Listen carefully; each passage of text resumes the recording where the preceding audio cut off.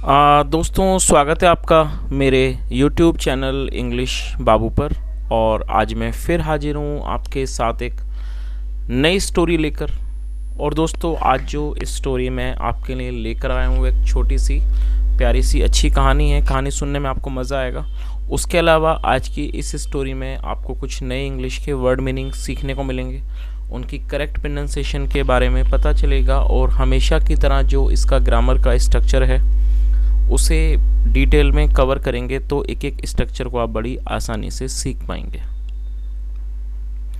तो चलिए दोस्तों, आज की इस कहानी को हम शुरू करते हैं और सबसे पहले कहानी का टाइटल देखते हैं। कहानी का टाइटल है द वाइज ब्राह्मण। क्या मतलब हुआ दोस्तों? WISE वाइज एक एडजेक्टिव है जिसका मतलब होता है समझदार या फिर बुद्धिमान।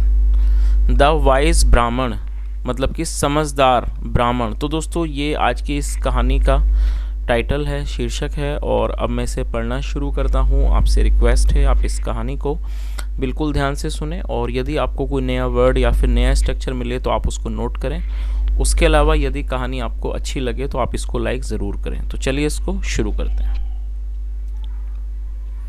वंस देयर वॉज आ ब्राह्मण। क्या मतलब हुआ दोस्तों? ये जो वाक्य है ये एक सिंपल पास्ट का वाक्य है, और सिंपल पास्ट का मतलब होता है जब हम पास्ट में कोई ऐसा वाक्य बनाते हैं जहाँ पर वॉज या वर का प्रयोग हेल्पिंग वर्ब के रूप में किया जाता है, साथ में किसी भी नाउन या एडजेक्टिव को लेकर वाक्य बनाया जाता है। और इस तरह के जो वाक्य हैं उनमें वर्ब का प्रयोग नहीं किया जाता है तो उन्हें नो एक्शन सेंटेंस भी कहा जाता है। उसके अलावा आपको ये चीज़ भी ध्यान में रखना है कि यदि इस तरह के वाक्यों की शुरुआत में देयर आता है तो देयर का मतलब वहाँ पर कोई भी अलग से उसकी मीनिंग को नहीं निकाला जाता है। तो क्या अर्थ निकला इस लाइन का?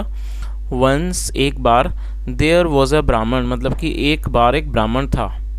ही had a lot of fertile land. क्या मतलब हुआ दोस्तों? ये जो वाक्य है ये एक पास्ट का पजेसिव वाक्य है। पास्ट पजेसिव का मतलब होता है जब हम पास्ट में कोई ऐसा वाक्य बनाते हैं जहां ये दिखाते हैं कि पास्ट में किसी व्यक्ति के पास कुछ था, कोई व्यक्ति किसी चीज़ के ऊपर अधिकार रखता था। तो इस तरह के जो वाक्य हैं उन्हें पास्ट पजेसिव का वाक्य कहा जाता है। जहाँ पर यदि हम इस तरह का कोई वाक्य बनाते हैं और वो अफर्मेटिव हो तो वहाँ पर हैड का प्रयोग हेल्पिंग वर्ब के रूप में किया जाता है। तो क्या अर्थ हुआ? He had a lot of fertile land. Fertile adjective है जिसका मतलब है उपजाऊ, मतलब उसके पास he had a lot of fertile land मतलब उसके पास बहुत सारी उपजाऊ ज़मीन थी। But he never sowed anything on it because he was lazy. क्या अर्थ हुआ? और दोस्तों, ये जो वाक्य है ये पास्ट इंडेफिनिट का नेगेटिव वाक्य है और यहाँ पर नेवर का प्रयोग किया गया है। तो आप इस चीज़ को भी याद रखें। पास्ट इंडेफिनिट में यदि आप नेगेटिव का वाक्य बनाएंगे तो सब्जेक्ट के बाद डिड नॉट फिर फर्स्ट फॉर्म लगाई जाती है, लेकिन यदि आप नेवर का प्रयोग करेंगे तो वहाँ डिड नॉट का यूज़ हम नहीं कर सकेंगे।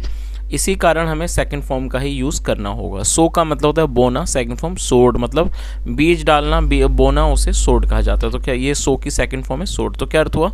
बट लेकिन ही नेवर सोड एनीथिंग, लेकिन उसने कभी नहीं बोया मतलब कुछ बोया, ऑन इट इसके ऊपर कुछ नहीं बोया, बिकॉज क्योंकि ही वॉज लेजी क्योंकि वो आलसी था। और ये हमारा सिंपल पास्ट का ही वाक्य है जहाँ पर लेजी को एडजेक्टिव के रूप में प्रयोग किया गया है।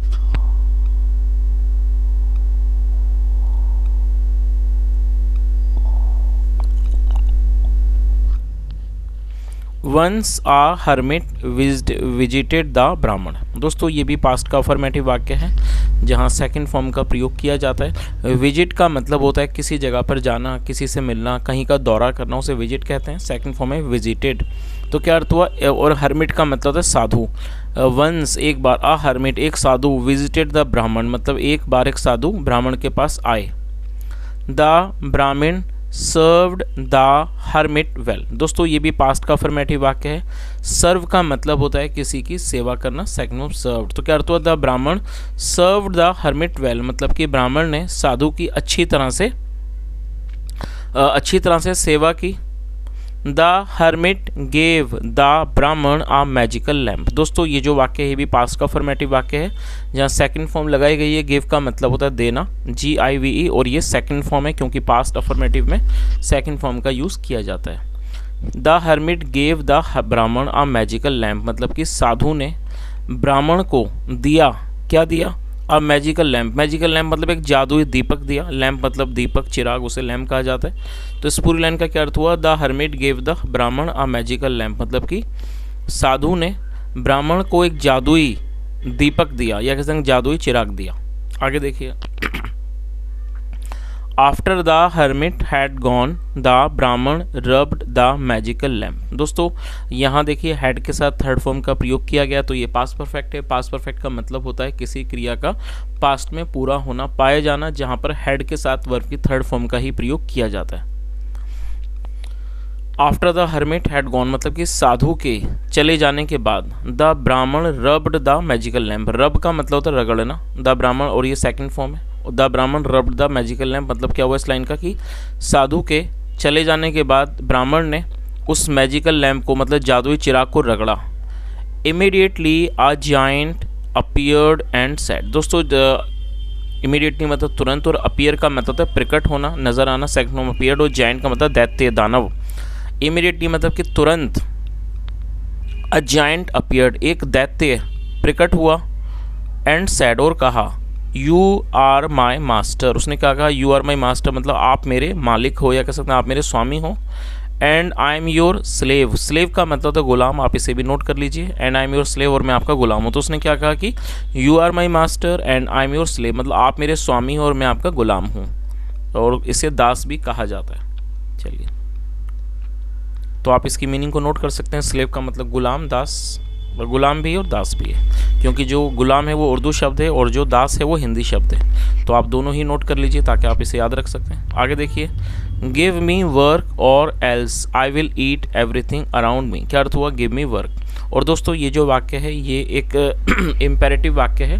देखिए इम्पेरेटिव का मतलब क्या होता है, इसकी हिंदी होती है आदेशात्मक वाक्य, ऐसा वाक्य जहाँ पर हम किसी भी तरह की सलाह को दर्शाते हैं, तो इस तरह के जब हम कोई ऐसा वाक्य बनाते हैं जहाँ पर हम कोई ऑर्डर देते हैं, आदेश देते हैं, तो इसे इम्पेरेटिव कहा जाता है। इम्पेरेटिव का मतलब होता है आदेशात्मक वाक्य, जिस वाक्य में कोई आदेश दिया जाए, और जब आप इस तरह के वाक्य बनाएंगे तो वहाँ पर सब्जेक्ट को मेंशन नहीं किया जाता है, सब सेंटेंस की शुरुआत वर्ब की फर्स्ट फॉर्म से ही की जाती है, उसके बाद ऑब्जेक्ट को मेंशन किया जाता है। तो इस लाइन का क्या अर्थ हुआ, गिव मी वर्क। और दोस्तों ये जो WOR के वर्क है आप इसे भी नोट कर लीजिए, ये जो शब्द है ये एक वर्ब भी है, उसके अलावा ये नाउन भी है, मतलब ये एक संज्ञा भी है और ये एक क्रिया भी है, तो यहाँ पर इसको संज्ञा के रूप में प्रयोग किया गया।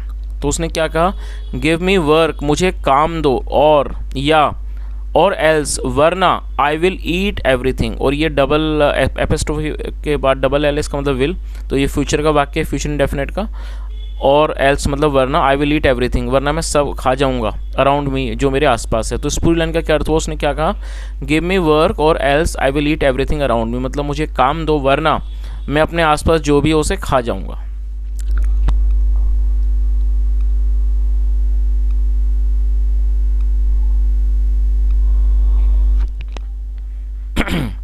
The Brahman immediately instructed the giant to work in the field। और दोस्तों इंस्ट्रक्ट एक वर्ब है जिसका मतलब होता है किसी को निर्देशित करना, किसी को निर्देश देना, सेकंड फॉर्म इंस्ट्रक्टेड। तो क्या अर्थ हुआ, द ब्राह्मण इमीडिएटली इंस्ट्रक्टेड द जाइंट, मतलब कि ब्राह्मण ने तुरंत द जाइंट को मतलब दानव को, वो जो दैत्य था उसको निर्देश दिया, to work in the field खेत में काम करने का उसको आदेश दिया। फील्ड मतलब खेत, खेत में काम करने का उसको आदेश दिया। The giant did as he was told, और जो जाइंट था दैत्य था उसने वही किया जो उसको बताया गया, एज ही वॉज टोल्ड जैसा उसको बताया गया वैसे ही उसने किया। देन फिर द ब्राह्मण गेव हिम मैनी ऑर्डर्स, उसके बाद जो ब्राह्मण था उसने उसको दिए हिम मैनी ऑर्डर्स, कई सारे आदेश दिए। एंड द जाइंट, और जो जाइंट था मतलब दैत्य था, डिड एवरीथिंग क्विकली, और उसने हर चीज़ क्विकली मतलब जल्दी से उसने वो चीज़ कर दी। चलिए आगे देखिए, नाउ अब the Brahmin had no more work to give the giant, क्या अर्थ हुआ, और ये भी पास्ट का पजेसिव वाक्य है जहाँ हैड का यूज़ हेल्पिंग ऑफ के रूप में किया गया है। क्या अर्थ हुआ कि अब जो ब्राह्मण था उसके पास हैड नो मोर वर्क, उसके पास और काम नहीं था, टू गिव द जाइंट मतलब दानव को, दैत्य को देने के लिए अब और काम नहीं था। बट ही वॉज स्केयर्ड, लेकिन वो डरा हुआ था, दैट कि the giant would kill him, कि जो जाइंट है दैत्य है वो उसको मार देगा। सो इसलिए ही ऑर्डर्ड द जाइंट, इसलिए उसने जाइंट को दैत्य को आदेश दिया, to strengthen his dog's tail. दोस्तों स्ट्रेंथन का मतलब होता है सीधा करना, और यहाँ डॉग के बाद एपिस्ट्रोफियस है जिसका मतलब काकी के, जब हम नाम या व्यक्ति के साथ कुछ जोड़ते हैं तो एपिस्ट्रोफियस का यूज़ किया जाता है। और TAIL टेल का मतलब होता है पूंछ। तो इस पूरी लाइन का क्या अर्थ हुआ, इसलिए ही ऑर्डर्ड द जायंट, उसने दानव को आदेश दिया, to strengthen his dog's tail, कि वो उसके कुत्ते की पूंछ को सीधा करे, ये उसने उसे आदेश दिया। The giant tried hard and long but could not do this। क्या अर्थ हुआ, The giant tried hard, जो दैत्य था उसने बहुत कोशिश की, एंड लॉन्ग, और लंबे समय तक कोशिश की, but could not do this, लेकिन वो ये नहीं कर सका। दोस्तों यहाँ देखिए कुड का यूज़ किया गया, तो आप इसके स्ट्रक्चर को नोट कर लीजिए। जब हम कोई ऐसा वाक्य बनाते हैं जहाँ वाक्य के टेल पर सका, सकी, सके, पाया, पाई जैसे शब्द आते हैं तो वहाँ कुड का यूज़ किया जाता है। यदि नेगेटिव हो तो कुड के साथ नॉट भी लगाया जाता है। तो इस लाइन का क्या अर्थ हुआ, द जायंट ट्राइड हार्ड, मतलब कि दैत्य ने बहुत कोशिश की, एंड लॉन्ग, और लंबे समय तक, but could not do this, लेकिन वो इसको नहीं कर सका।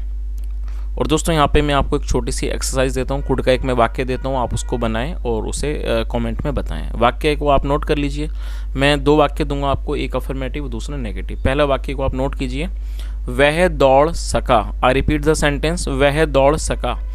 सेकंड सेंटेंस इज वह नहीं दौड़ सका। आई रिपीट द सेंटेंस, वह नहीं दौड़ सका।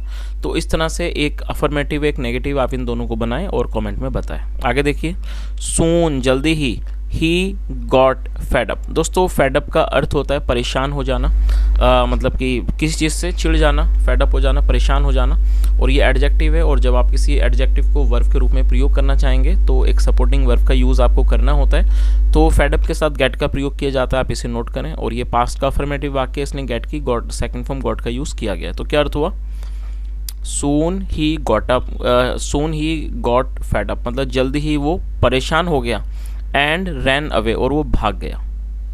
चलिए, तो दोस्तों इस तरह से ये जो चालाक ब्राह्मण था उसने अपनी समझदारी का इस्तेमाल करके उस दानव को भगा दिया। तो दोस्तों ये आज की एक छोटी सी कहानी थी। यदि आपको आज की कहानी अच्छी लगी हो, मेरा पढ़ाने का प्रयास भी अच्छा लगा हो, तो आपसे रिक्वेस्ट है आप इस वीडियो को लाइक करें, शेयर करें, चैनल को ज़रूर सब्सक्राइब करें। और उसके अलावा दोस्तों यदि आज की स्टोरी में आपने कोई भी नया वर्ड सीखा हो तो आप कमेंट में उसे ज़रूर बताएं। सुनने के लिए thank you so much. Have a nice day, bye.